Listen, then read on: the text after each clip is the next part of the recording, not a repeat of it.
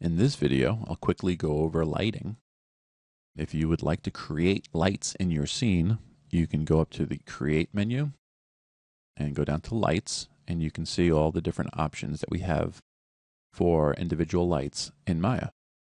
Another way that you can create lights is by switching over to this Rendering tab. And these first few icons right here are all the different lights. If you leave your mouse over the icons, it will give you a help text to tell you which light it is.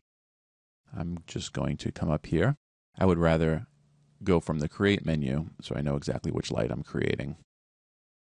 And let's create a spotlight. I'll turn my Move tool on, and let's move our light out of the way so we can see it. And this is a spotlight. And you can see that even though I have a spotlight and it's shining right on my sphere and my grid, I don't see any light in here. That's because we need to make some changes to the default settings in our viewport. Now, this will be independent of any other viewport. If you would like to see lighting in any other viewport, you will need to make these same changes. You need to go up to Lighting, and right now we're set up for Use Default Lighting. Default lighting is the default lights that Maya creates as soon as you start it up on every scene, and it gives you this kind of flat ambient look. But if we switch over to Use All Lights, now you can see that we're not seeing those default lights anymore, and we're just seeing the lights that we create. If we rotate this around, you can see our scene is being updated with the lighting information. However, this does not look very good. It looks very blocky and blotchy. In order to get a better look of our lights, we need to switch our viewport renderer. So as you go up to Renderer in our viewport, we're set up on default quality rendering right now. Switch that to Viewport 2.0. And as soon as that switches over, you can see how much better quality we have of our feedback of our lighting. And you can see right here it says Viewport 2.0, so we know which render engine we're using in our viewport. So as we move this light around, you can see our scene gets updated, and it looks very nice. Now, a spotlight is simulating a spotlight or a flashlight or any kind of light coming from one source. So you can use this as a lamp also. There's many uses for spotlights, and these are the most versatile lights, and I pretty much use them most of the time. Now let's go up to the attribute editor with our light selected, and we can see a number of different options that we have here.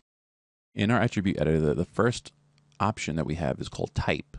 And if we open this up, you can see we have lots of different lights. And you have the ability to change the type of light that you have selected on the fly by just selecting a new light from this drop-down menu. So instead of having a spotlight, we can change this to a point light. And you can see our icon changes. And if we move this around, our light updates. Now this is a point light. A point light is going to simulate something like a light bulb or candle light. Light that is being emitted in all directions from a single point. So let's come up to a directional light. And a directional light will be simulating sunlight. It's coming from a single source very, very far away, and the light is all traveling in one single direction.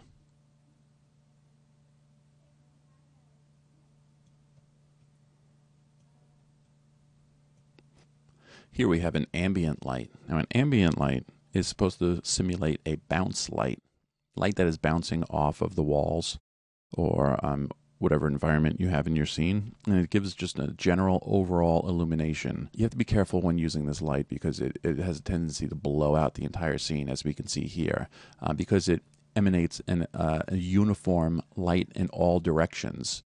It has a tendency to flatten the scenes out. I generally don't use ambient lights. The best way to use them is with a very low value as we see here, just to take the very dark areas out of the scene and try to give a little bit of color back into the dark areas. So let's switch this over to our spotlight again, and we can come in and see what some of these other options that we have here. Let me just move our light so we can see the kinds of effects that we will have on our light. So the first one we have is color. If we click on that, we can adjust the color of our light to any color that we want.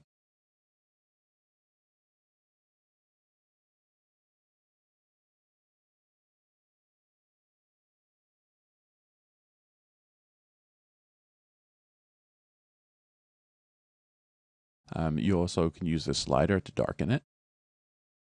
The next one we have is the intensity.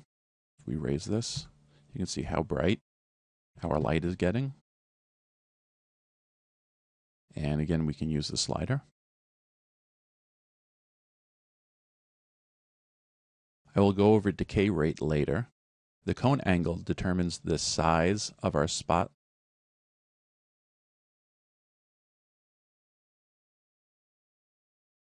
The penumbra determines the softness on the edge of our spotlight. So when we go into positive values, by default it's set at 0, but positive values will blur the edge of the spotlight, but it will blur it outward. And if we go into negative values, it'll blur the edge of that shadow and it'll take it inwards.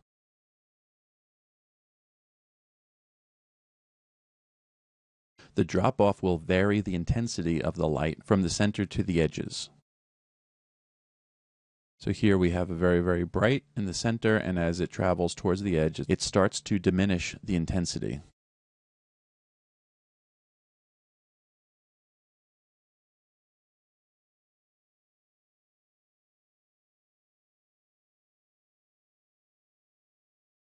So in order to move these lights around and to get them into a position you would like, you can use the QWERTY tools, the Move tool and the Rotate tool.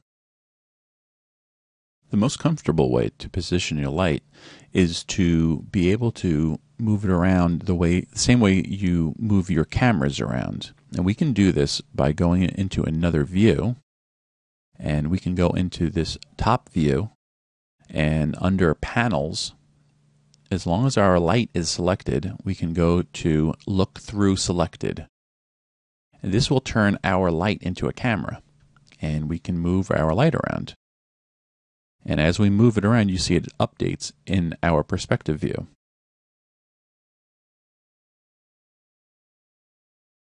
And we don't see any effect of the light in this Spotlight 1 viewport because we haven't made the changes in our lighting menu on this viewport.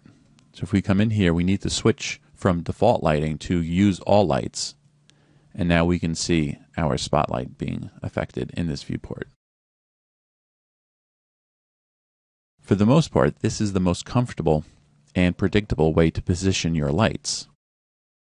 I can show you another way. Let's zoom out so we can see our spotlight. Right now, I just have the Move tool selected, but there is a manipulator tool, which is right here. And as soon as I click on that, you can see we get this other set of manipulators. And this is a target or an interest. And this determines where our spotlight is pointing. So if I set this up on our sphere, no matter where I move the spotlight now, it will always point in this direction toward this manipulator.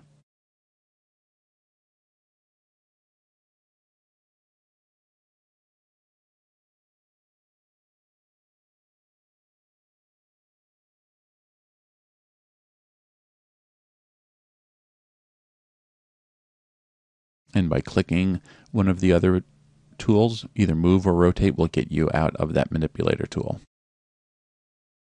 So this is a very quick overview of lighting.